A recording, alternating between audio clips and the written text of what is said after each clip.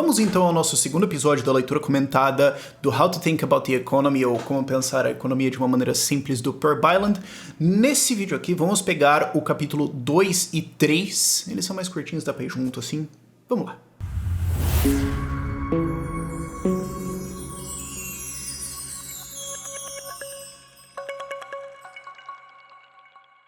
Caso você esteja de alguma forma caindo de paraquedas nesse vídeo, a ideia de uma leitura comentada é pegar algum livro e ajudar vocês a ler e entender isso. Então, se é um livro super simples, a ideia é expandir argumentos. Se é um livro bem maior, capítulos mais longos, etc., pegar os pontos principais e ressaltar eles para vocês. Como é um livro curto, vamos fazer a coisa de expandir isso.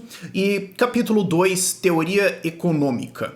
No anterior, a gente estava falando basicamente sobre qual é a definição de economia, fazendo a introdução da série, então ficou mais longo. Aqui dá pra gente ir mais rapidinho nesse aqui e já emendar o terceiro logo. E o Per já começa jogando... É engraçado que o nome do cara é Per. Por muito tempo eu achei que era um apelido. Não, mas enfim.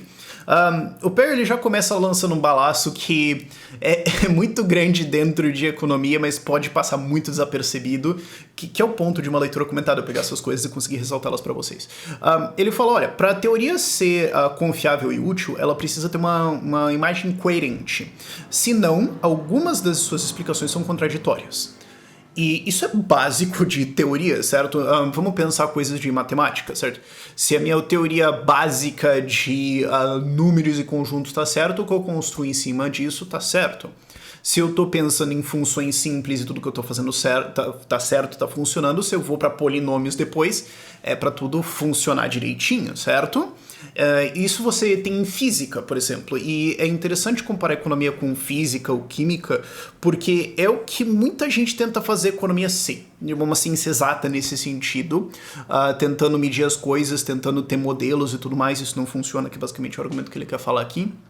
Mas você tem física, por exemplo, foi-se estudando física ao longo dos tempos clássicos, até que se percebeu que equações de campos são tudo, na verdade, a mesma coisa. Equações de ondas são tudo a mesma coisa. Olha só, várias coisas estão encaixando. Inclusive, quando você tem coisas que não encaixam, isso dá um problema e incomoda muita gente. Mas você consegue ir até pontos extremamente complicados antes de coisas divergirem. Então, é bonito ver isso. Isso acontece em economia quando você está usando modelos, que é o que ele estava criticando no capítulo passado e vai criticar ao longo do livro e tudo mais? Bom, não. Por exemplo, você não consegue pegar os modelos de microeconomia, os modelos matemáticos de microeconomia e fazer eles casarem bonitinho com modelos de macroeconomia. Eles não encaixam. Você pode dizer que isso também é uma característica de uma ciência no seu começo, na sua infância, de uma coisa complexa. Tá, mas o ponto importante de entender é que existe consideravelmente pouca coerência interna dentro dos modelos de economia quando você vai para o tratamento matemático, que é o que ele critica, que é o que os austríacos criticam de maneira geral. Não tem muita coesão lá dentro, você tem modelos, pedaços isolados. Do outro lado, quando você estuda a escola austríaca de economia, tá tudo super conectado. Tipo, você consegue fazer desde interações básicas humanas super simples até ciclos econômicos sem mudar nenhuma das suas presunções, nada do jeito que a gente está usando as coisas, que a gente está pensando. Você consegue só puramente pela lógica unificar tudo. E vindo do background que eu tenho de exatas e tudo mais, isso é muito bonito de se ver e deveria ser muito incômodo ter um modelo que é basicamente uma coxa de retalhos maluca, mas ainda assim é o que a gente tem hoje, se você for ver o que é largamente chamado de ortodoxia. E como eu estava falando no meu primeiro vídeo, isso vem por causa de presunções meio maluquinhas que você tem que fazer para conseguir fazer tratamentos matemáticos de modelos. Você tem que presumir que tipo, todo capital é o mesmo, o capital é homogêneo, o conhecimento está difuso, todas as pessoas têm, sabem de todas as informações que elas precisam saber, ou o preço está estável, ou você precisa fazer certas presunções meio...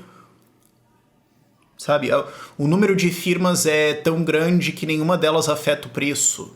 Você precisa fazer algumas coisas assim que não são do mundo real. E quando você vai para outros modelos, se essas presunções não estão lá, não vai encaixar. Isso é um problema grave que, curiosamente, não existe na escola austríaca, o que, de novo, é muito bonito de ver. E além, é claro, de você ter essa coerência interna das suas conclusões e das suas análises, você precisa que os princípios básicos também façam sentido, porque você pode montar uma teoria que é toda internamente consistente, beleza, tudo funciona, porém as presunções básicas são todas malucas. Um exemplo disso muito bom é socialismo. Se você assume coletivismo, se você assume a visão do Marx sobre dialética, se você assume a metodologia dele, todo o resto tá certo. Não tem... Até porque, na verdade, dentro da metodologia dele é meio que impossível ele estar errado, mas que é um dos problemas, que é uma das críticas da parada. Mas o ponto é, o problema são as presunções. O problema é que não existe coletivismo, existe individualismo. Então, esse é um dos motivos porque eu acho tão paraca que ficar querendo debater coisas de socialismo e marxismo, que é tipo, cara, tem que debater metodologia, epistemologia básica de vocês. Se eu derrubo isso, todo o resto caiu. Ah, mas vamos debater essa coisa super complexa de marketing. Eu não vou ler todo o negócio pra chegar tudo até aqui pra debater o negócio, sendo que o problema lá tá lá nas presunções. Você pode presumir 3, 4 coisas erradas, construir uma linda e maravilhosa casa em cima disso e ela não faz o menor sentido. Isso acontece com várias teorias, eu acho que marxismo é provavelmente o exemplo mais pernicioso hoje. Isso posto, ele fala, beleza, a gente quer uma teoria que tenha princípios bons e tudo internamente consistente. Beleza? Beleza. Então como é que a gente vai fazer? Qual que é o ponto de começo? E o ponto de começo dele é ação humana, que não é dele, né? É o ponto de começo da escola austríaca como um todo, o ponto de começo da praxeologia como um todo. Que é o quê? Comportamento humano tem um propósito, ele tem um sentido, e é tentar melhorar as condições de quem está agindo. Quando elas estão tentando, elas estão agindo, elas estão tentando alcançar alguma coisa. Isso não quer dizer que elas estão certas. Isso não quer dizer que elas descobriram a melhor resposta possível. Isso não quer dizer que elas têm a informação perfeita. Mas isso quer dizer que, dadas as informações que elas possuem, as coisas que elas sabem, dado a imperfeição e a limitação de conhecimento que ela tem, dado o que ela tinha ali, ela julgou que isso aqui era a melhor decisão que ela poderia fazer. Ah, mas pode ser que ela se arrependa depois. Sim. Pode ser que alguém sente e converse com ela e exponha tudo, ela olha e faria... Você sabe, pensando bem, agora que você fala assim, não fez sentido. Mas naquele momento, a pessoa, ok, aqui é a boa. E a economia não vai lidar com por que a pessoa escolheu isso. Isso é ramo da psicologia. Se você quer entender por que as pessoas, de onde vêm os comportamentos delas, o que elas fazem, vai estudar análise do comportamento, é fantástico para você. Pega aquele compreender o behaviorismo do Baum, é fantástico. Mas você pode estar pensando, Rafael, behaviorismo... O Mises tem uma crítica a behaviorismo, sim, no Ação Humana, que ele escreveu nos anos 40. E a crítica dele é basicamente o behaviorismo do James, que é uma puta caricatura maluca que hoje nem um behaviorista leva a sério. O behaviorismo mudou pra caramba nos anos 60 e 70 e hoje o behaviorismo radical tem uma profundidade muito maior, presunções diferentes, objetivos diferentes que casam muito bem com a escola austríaca. Um dia eu faço esse vídeo, eu suponho. E se você tá procurando uma tese de doutorado, tenta casar essas duas teorias se você quiser. Mas o ponto é a gente não lida em economia com por que a pessoa concluiu isso. O fato é, ela fez isso, ela concluiu isso aqui, ela agiu dessa forma. Quais são as consequências disso? Ao que isso leva? Isso é um insight basicão de economia, mas que é muito esclarecedor. Tipo, eu lembro, por exemplo, do Jeffrey Tucker falando, quando eu estava começando a estudar isso, ele falando, cara, existe uma certa noção na cabeça das pessoas de que quando a gente compra alguma coisa é porque essas coisas valem a mesma coisa. Isso não faz sentido. Por que eu sairia da minha casa para ir até o mercado, para levar o meu dinheiro, hoje o meu cartão, enfim, ou um Pix no celular, sei lá, para pegar coisas e voltar para casa, se o valor das duas coisas é igual e eu terminei igual? Por que eu colocaria energia e tempo e correria o risco de sair na rua e ser atropelado, etc., se no fim das contas eu termino igual? Não faz muito sentido. O que faz sentido é que a minha avaliação subjetiva de aquilo que eu estou adquirindo, de aquilo que eu estou ganhando, que pode não ser uma propriedade, pode ser um serviço, pode ser uma sensação de bem-estar. Quer ver? Exemplão. Ir no cemitério colocar flores para uma pessoa amada sua que faleceu. Não é uma troca econômica, mas é uma ação humana de você estar fazendo alguma coisa porque você sente uma boa sensação depois disso. Você sente algum nível de conexão ou alguma coisa é importante pra você de alguma forma e você se sente bem. Isso pra você é superior ao tempo que você gastou pra isso e o dinheiro pra comprar as flores, ou suponho que talvez você cortou elas do seu jardim, não sei. Mas ainda é uma ação humana. Não é uma coisa que você pensaria tipo capitalismo malvadão, mas e é uma decisão de uso de recursos e tempo. Então também é economizar se você for super técnico sobre isso. Seria bem esquisito falar isso nesse sentido, né? O ponto é que, vamos imaginar por um momentinho aqui que não existe produção. Existe só uma quantidade de coisas só jogadas aleatoriamente. Pluf. Se as pessoas pegarem elas aleatoriamente, tipo, digamos, você sai correndo e pegando as coisas que você pensar, depois eu vou trocar, sei lá.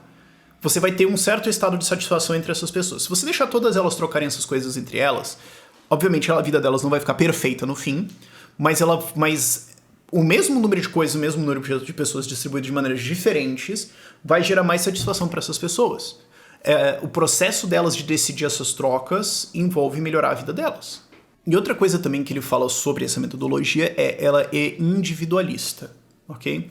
Note, ela não é atomística ou psicopata. Ela não é achar que só o indivíduo existe sozinho no mundo, não existem outras pessoas, ele não precisa dos outros. Não, não é isso.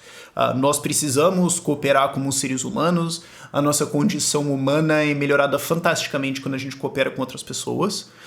E ela não é uma teoria psicopata no sentido de eu vou tentar melhorar isso e dane-se os outros completamente. Ele tá falando aqui de ação voluntária, pacífica, onde os dois lados concordam. Ele não tá falando de crime comum ou de Estado, certo? Ele tá falando de indivíduos trocando, mas o ponto dele é indivíduos fazem isso. Quando a gente fala assim, coloquialmente, tipo uma firma, uma empresa, uma economia, um país, a gente está falando isso mais como uma figura de linguagem. Firmas não agem, empresas não agem, capital não age, países não agem. Isso é ação conjunta de indivíduos ali dentro, ok? Então é importante analisar isso do ponto de vista de são seres humanos tomando decisões. Porque depois, de novo, você vê modelos falando assim, não, porque a empresa vai tentar maximizar os seus lucros. Na verdade, cada indivíduo que participa de uma firma vai fazer com que a interação dele ali dentro seja de uma forma que ele sai ganhando em relação a todas as outras coisas que ele poderia fazer. E existem culturas que podem ocorrer em empresas que são destrutivas para a firma como um todo, mas em que todos os indivíduos sentem que eles estão ganhando alguma coisa porque de alguma forma algum conjunto de regras e tudo mais lá maluco existiu onde todo mundo age de uma forma onde todo mundo sai ganhando, mas o conjunto sai perdendo. Onde a ação que todo mundo ganha alguma coisa é predatória. Então, no curto prazo todo mundo ganha alguma coisa, no longo prazo a firma quebra. Então você fala assim, a firma vai buscar maximizar o seu lucro. Não, a firma não vai fazer nada.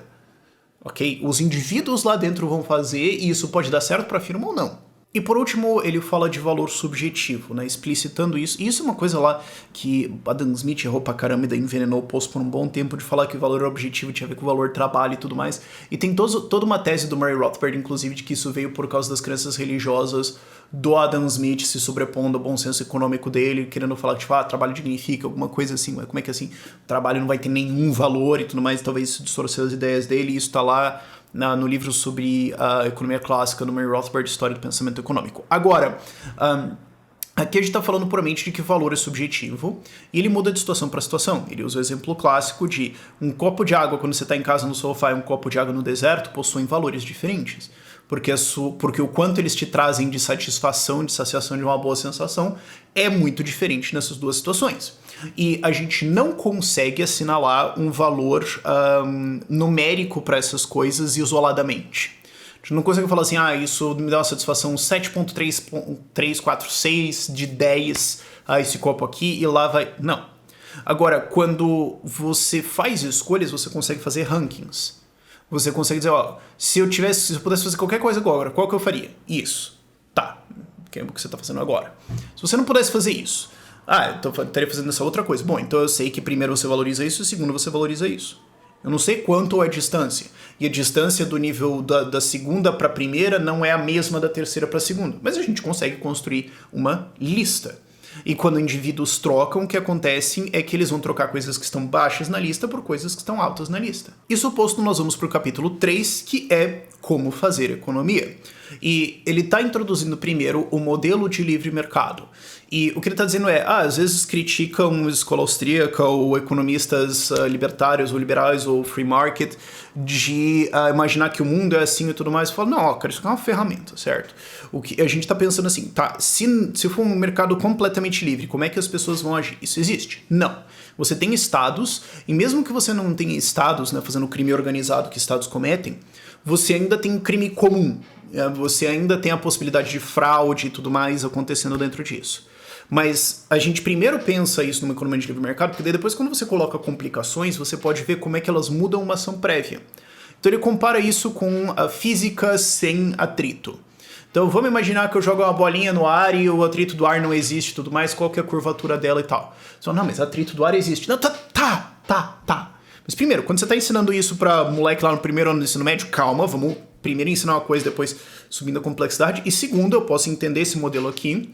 E depois, se eu jogo isso, eu posso imaginar que as outras coisas que deram, que fizeram o resultado ser diferente, são as interferências no meio do caminho. Então eu posso tentar isolar outras e medir essa aqui, medir a força dela e tudo mais. É nesse sentido que a gente pensa em modelos de livre mercado. Vamos entender o processo dos indivíduos e depois entender como manipulações dentro disso, seja de crime comum ou crime estatal, podem mudar como indivíduos agem ou como isso muda a associação deles, como é que isso muda a superfície de uma economia, o formato de alguma coisa, ou alonga ou encurta a cadeia de produção, enfim. E ele fala então de trocas. Vamos começar por trocas. Você tem dois indivíduos, ou mais possivelmente, mas vamos começar com dois só para não complicar. Se eles fizeram uma troca entre eles, nós conseguimos, ao analisar...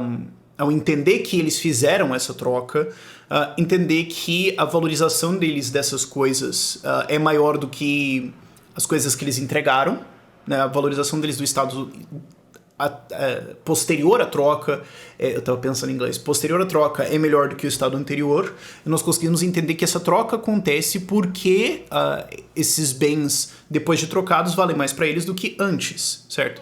Isso é importante de entender em comparação a, tipo, análise de dados, porque se você só tirasse duas fotos, e antes aqui a gente tem pessoas com algumas coisas, e depois aqui a gente tem pessoas com outras coisas, né? Elas estão em lugares diferentes, isso não per se só nessas imagens permite que a gente entenda por que aconteceu, ou o que aconteceu aqui, ou que aconteceu uma troca.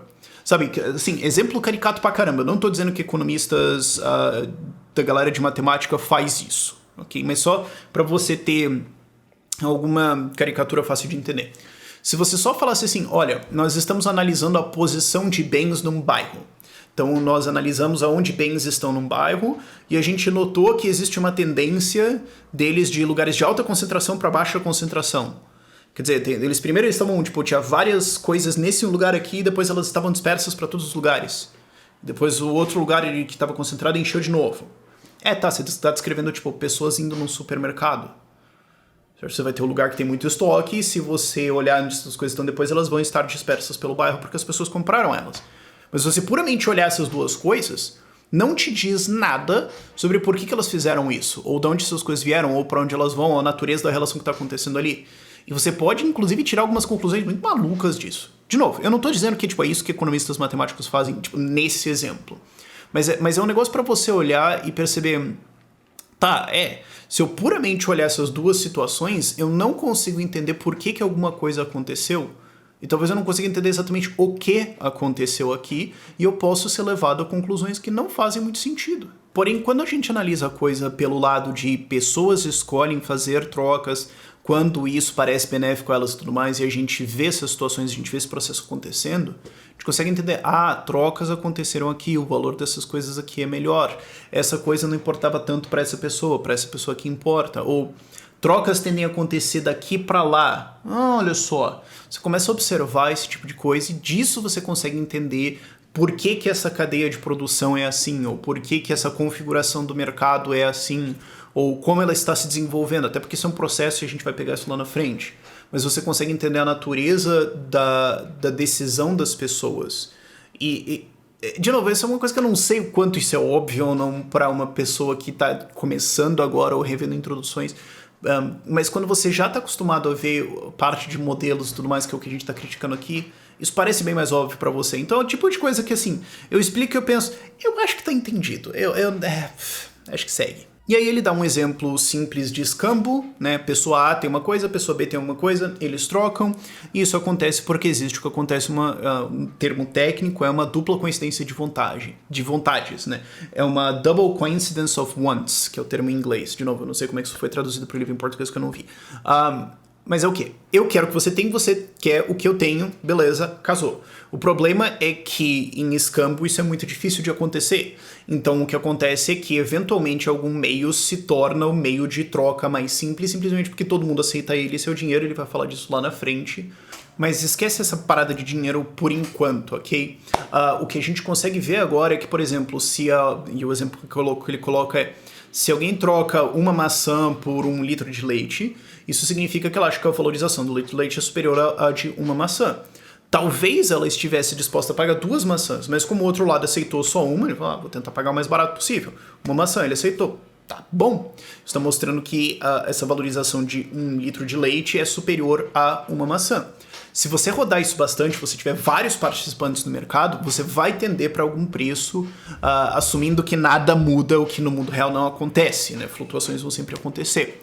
Mas nisso você consegue ver a valorização entre as coisas e conforme isso acontece em níveis maiores, mais complexos ao longo do tempo, você tem uma definição de preço acontecendo. E ele aí introduz um exemplo então de 3 pessoas em que alguém tem maçãs, alguém tem peras, alguém tem leite, eles estão trocando, e isso é esse processo que eu falei. Se você coloca pessoas ao longo dos dias, digamos assim, fazendo trocas nisso, você começa a ter um desenho de um sistema de preços. Claro, ele faz isso num nível só primeiro passinho ali rudimentar, e eu acho que o exemplo não é tão fundamental de eu explicar aqui, eu acho que a galera já consegue pegar o que está acontecendo, mas o ponto que ele quer ilustrar com isso é que preços, na verdade, são exchange ratios, são proporções de troca que eu estou disposto a fazer. Então, o meu preço de litro de leite é uma maçã, então é uma taxa entre os dois que eu estou disposto a aceitar, vai ter um limite superior onde eu não quero, e para baixo qualquer coisa eu aceito. E conforme você roda isso numa economia de escambo, você pode dizer que os preços são definidos todos em proporções um dos outros, o que vira uma bagunça gigantesca, é por isso que dinheiro vem a existir. Mas, de novo, ele vai falar disso lá na frente. O ponto que ele está falando aqui é preços são essas taxas de conversão entre itens. E outra coisa também muito importante que ele coloca, e isso aqui já é um insight bem legal de escola austríaca, é você pensar as coisas passo a passo. Então você não pode falar assim, a média das ações dos indivíduos, ou se eu jogo alguma coisa e ela é distribuída homogeneamente. Não, isso não acontece. Ações humanas acontecem em momentos distintos e elas têm um encadeamento. Então, se eu vou vender maçãs para você e você vai pegar essas maçãs e fazer um suco com isso, a gente não pode analisar isso aí como um agregado do processo inteiro de fazer suco de maçã. A gente precisa analisar isso como eu produzo, daí eu troco com você, e o que acontece em cada uma dessas coisas, qual é a lógica de cada uma delas. Porque senão, se você analisa o agregado disso tudo, você pode chegar em conclusões incorretas. Um exemplo que ele dá que é muito bom é inflação. Então, e ele fala, a gente está se adiantando um pouco, porque a gente vai falar de dinheiro e inflação lá na frente e tudo mais, mas vamos ilustrar aqui, só para você entender a diferença de ver as coisas como agregados ou médias, e ver isso passo a passo. Vou falar, tem várias pessoas aqui, tem uma economia, um país, sei lá, X, e nós tacamos novo dinheiro aqui, esse dinheiro se distribui pelas pessoas igualmente, e a inflação no final do ano foi 10%, o que significa que todas as coisas subiram em média 10%, e todo mundo teve em média perda de ganho de renda ou das suas poupanças de 10%, porque foi... Você sabe que não é isso. E o que acontece aqui é que é muito melhor você olhar isso do lado de cada passo do que acontece. Então você vai conseguir jogar esse dinheiro homogeneamente na economia? Bom, se o governo fizesse um Pix para todo mundo, tipo, sei lá, eu tô imprimindo R$100 por pessoa e eu vou mandar um Pixão para cada pessoa. Você teria primeiro que assumir que, tipo, todo mundo tem uma conta Pix, o que algumas pessoas não têm, para começo de conversa. Agora, você também teria que presumir que elas vão gastar isso ao mesmo tempo. O que não é verdade. Até porque isso não é, tipo, fisicamente possível. Certo? Caixas não conseguem atender todas as pessoas igualmente, instantaneamente. Então, mesmo que todo mundo receba esse dinheiro e está todo mundo correndo para o supermercado, pessoas moram a distâncias definidas do supermercado. Alguém vai chegar primeiro. Então, necessariamente, se a quantidade de bens produzida foi exatinha o que as pessoas iam consumir, não que isso aconteça, mas só para você pegar o raciocínio aqui, e mais pessoas chegarem com mais dinheiro e quiserem consumir mais, vai faltar para os últimos que chegarem. Entende? Bom, porque as pessoas vão falar, então eu vou consumir a mesma coisa, só que mais agora. Pô, então se a quantidade de dinheiro subiu X, isso significa que vai ter um número proporcional a esse X que vai ficar assim no fim das contas. Só que as pessoas vão consumir igual? Não. Se você... Pensa o teu consumo pessoal na última semana. Se você ganhasse 10 milhões de reais, agora, pau, caiu o Pix na tua conta. Você consumiria essas mesmas coisas na mesma proporção, só que mais? Não. Você compraria uma casa, você talvez compraria Bitcoin, você compraria um carro, você faria uma festa fantástica e tudo mais. O ponto é, o seu padrão de consumo seria diferente. Então, as coisas que iriam inflacionar por causa da sua compra não são necessariamente as mesmas que você comprava antes. Até porque, assim, se você tá comendo e assumindo que você não vai começar a comer mais do nada, não é esse alimento que você tá comprando que vai subir de preço. São as coisas que você não comprava antes, mas que você vai comprar agora, assumindo que você não vai mudar de qualidade naquilo que você come. Enfim, mas as coisas que você vai comprar agora que vão subir de preço porque agora a demanda por elas subiu. E isso vai se distribuir na economia de uma maneira completamente desigual. Porque você vai ter pessoas com um nível de riqueza diferente, que vão então subindo nessa escada temporariamente conforme elas ganham esse dinheiro. Você vai ter as últimas que vão chegar querendo comprar essas coisas e não vai ter.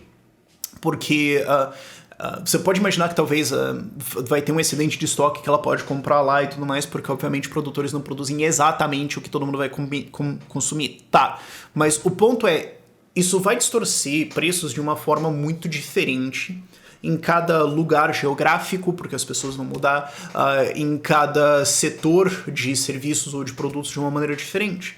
Então, embora no fim das contas você tenha uma média da inflação, isso não significa que isso representa cada uma dessas coisas. Inclusive, você pode ter uma média com um desvio interno gigante, e ela pode significar coisas diferentes para pessoas com rendas ou demandas diferentes. Você pode ter pessoas de rendas iguais, mas que têm demandas diferentes porque a vida delas é diferente. Tipo, uma delas tem 2 crianças pequenas, então a demanda dela de produtos vai ser isso, e outra pessoa é solteira e viaja pra caramba e festeira pra caramba e tudo mais. Embora elas tenham a mesma renda, a demanda delas vai ser diferente, então, por mais que você fale que a inflação média para pessoas dessa renda foi alguma coisa, não vai bater nelas igual. Quando você analisa isso ponto a ponto, indivíduo por indivíduo, tá, o dinheiro vai entrar por essas pessoas primeiro, e elas vão comprar isso, depois vai para essas. Isso vai recompensar mais esse tipo de produção. Você começa a entender o processo. Por exemplo, pós-crise de 2008, o Banco Central americano entrou com uma política de juros zero, que facilitou muito a entrada de liquidez na economia. Esse dinheiro entrou para todos os americanos igualmente? Não, ele entrou muito primeiro no mercado financeiro, porque é onde o Banco Central opera. Então, primeiro, quem teve acesso a esse dinheiro super barato? Você podia bater na porta do Banco Central e falar, eu quero um crédito a 0% aí? Não, você, cliente, CPF, padrãozinho, você não ia conseguir isso. Bancos conseguiriam isso e depois conseguiriam colocar isso dentro do sistema deles, fazer a piramidagem por causa de reserva fracionada e emprestar isso a um certo juro lá pra frente. Mas o ponto é, entrou no sistema financeiro primeiro, então quem estava mais próximo desse dinheiro tendeu a ganhar mais. Por isso, por exemplo, não só por isso, você tem vários outros fatores, mas isso ajudaria a explicar por que mercados de ações, de títulos, etc., mercados de capitais se valorizaram tanto nesse período, grosseiramente falando, entre 2009, 10 e 2018, e isso não passou tanto para Joe Encanador, né? Joe the Plumber, que foi um termo usado em alguma campanha presidencial que eu não lembro, que era um cara chamado Joe e ele era encanador, e ele ficou tipo um cara bem genérico assim. Isso demorou muito para chegar para a pessoa que está trabalhando em alguma loja de roupa no interior, que está completamente distante desses mercados. Então pode ser que ela tomou muito mais as consequências, então outras pessoas tomaram ganhos. Mas o ponto geral disso é que esses preços depois dessa inflação X qualquer não vão poder ser determinados por alguma equação, alguma coisa assim. Eles vão ter a ver com a escolha subjetiva desses indivíduos, passo a passo, ao longo de todo esse tempo, até esse dinheiro circular todo na economia e, na prática, a distribuição dele virar basicamente o que era antes. Então entrou novas coisas, ele foi com aquelas ondinhas no lago espalhando para todo lado, e agora é mais ou menos a mesma coisa. Então você vai ter algumas coisas que vão produzir mais, porque agora tem mais demanda, mas depois vai cair e tudo mais. Então depois disso tudo, os preços vão ser basicamente uma função de quanto de dinheiro entrou? Não, eles vão variar bastante ao longo disso, de acordo com essas ações e com essas decisões desses indivíduos, passo a passo, em um processo bem longo, que não tem nem como a gente dizer quando que terminou. Tipo, como é que você diria assim, não, agora nós temos certeza que o dinheiro percolou para todo mundo e está na mesma proporção que era antes? Como é que você saberia isso? E o ponto para encerrar é que essa visão passo a passo, essa visão de um processo, é o que diferencia pesadamente a economia de ciências exatas pra caramba, como física, ou como, vamos pensar, coisas que encaixam muito bem, porque a gente pensa física assim de mesa, né, do dia a dia, mas sei lá, astrofísica, essas coisas que você tá lidando com números gigantescos e tudo mais, e você consegue que coisas encaixem no modelo muito bem, fica bonitinho ali. Você tá olhando pontos, data points, fazendo coisas assim, você não vai conseguir fazer isso em economia. Você não vai conseguir olhar esse passo a passo, não é assim que funciona. Então isso vai estar muito mais próximo de uma ciência social. Nesse sentido, a teoria vai servir para ajudar a gente a entender o que nós estamos observando. E não é a observação que vai ajudar a gente a criar teoria. Essa teoria vai ajudar a gente a ter um framework e entender as situações aqui. Essas situações não vão ser de livre mercado, então vai ter várias distorções, vai ter várias complexidades no meio, vai ter várias coisas que você não consegue ver ou medir ou saber que estão acontecendo. Medir, eu digo não no sentido de científico modelos, mas de assim... qual é o nível do quanto esse mercado é concentrado e de que cada um desses pode afetar o preço. Você não vai conseguir saber isso exatamente. Mas você consegue ver, tá, não, tendência e tudo mais, como eu fiz no exemplo de 2008. Esse jeito que o dinheiro percolou vai ter um efeito em mercados financeiros, ou quem está mais próximo disso ganhar mais dinheiro, e quem está longe lá, sendo encanador lá no interior e tudo mais, vai demorar muito mais para ver isso e provavelmente vai tomar uma conta na cabeça. Você consegue ver, tipo, ok, isso aqui deve ser um fator muito importante nisso, isso ajuda a explicar. Isso aqui é a totalidade? Não. Talvez tem vários processos aqui que eu não vi, que eu não tô percebendo, que eu não entendi o que aconteceu e eu adoraria entender eles. Mas essa teoria me ajuda a entender isso que eu estou observando.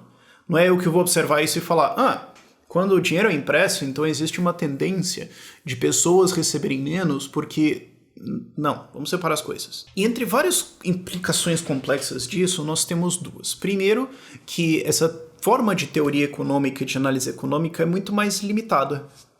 A gente consegue, com essa teoria, começar a entender o que está acontecendo. Tem um framework para entender essa observação que nós temos. Agora, você nunca vai ter todos os detalhes de tudo o que aconteceu, de todos os processos, de todas as coisas, e você não vai conseguir fazer previsões. Não é assim que funciona. Então ela é limitada no sentido de você não consegue prever as coisas para frente, você precisa saber o que está acontecendo para saber usar a teoria para analisar essas coisas. Então, como eu estava falando nesse exemplo de 2008, pós-2008, né? Eu estou falando, existe esse processo do dinheiro do Banco Central. Tá, mas ele não era o único Banco Central. Você tinha vários outros bancos centrais fazendo coisas. Depois você tinha distorções por causa de como é a legislação de cada estado e tudo mais. Então esse interior pode estar melhor, aquele pior e tudo mais. Então depois eu tenho que pensar nisso e em como outras intervenções vão pegando isso. Isso vai subindo a complexidade e é difícil de fazer todo esse tipo de coisa. Em algum ponto você só fala, tá bom, chega, vocês entendem, tá, deu pra explicar aqui, certo? Mas você não consegue fazer previsões pra frente. Agora, do outro lado, você sabe que necessariamente é verdade, porque a gente tá partindo de lógica. A gente tá usando aqui, ok, seres humanos agem pra tentar melhorar a situação deles, tá? Eles trocam pra tentar fazer. Se eu tô usando puramente lógica e eu não tenho nenhuma falha de raciocínio no meio, o que pode acontecer? Mas assumindo que eu não tenho nenhuma, eu sei que se eu partir dessas coisas que são axiomas, que você não tem como nem refutar eles sem presumir que eles estão certos, e o meu raciocínio tá certo, eu sei que a minha teoria tá certa. Então eu posso depender dela 100%. Isso é diferente de um modelo onde você fala, bom, construí um modelo aqui, ele funciona para 95% dos casos. Isso significa que ele tá certo? Não. Isso significa que ele casa com 95% dos casos observáveis. Ele é um modelo bem robusto para isso. E os outros 5%? E também não quer dizer que nos outros 95% que eu acertei é porque eu entendi completamente o mecanismo. Existe uma chance de que existe alguma outra coisa acontecendo aqui. Então, eu não sei se eu tô certo no modelo. Eu sei que eu tenho modelos mais robustos ou menos. Eu sei que eu tenho coisas mais confiáveis ou menos. Mas eu não consigo ter certeza. Quando você usa a metodologia de escola austríaca, você tem certeza. Esses fatores acontecem. Pode ter outras coisas aqui que eu não sei que entraram aqui no meio, que alteraram isso pra lá ou pra cá. Agora eu sei que todo o resto ficando igual, essas coisas aqui deveriam acontecer. Então, é só características, restrições e vantagens dos sistemas que a gente usa. Enfim, Próximo vídeo já vai ser sobre a parte 2, mas por esse vídeo é isso.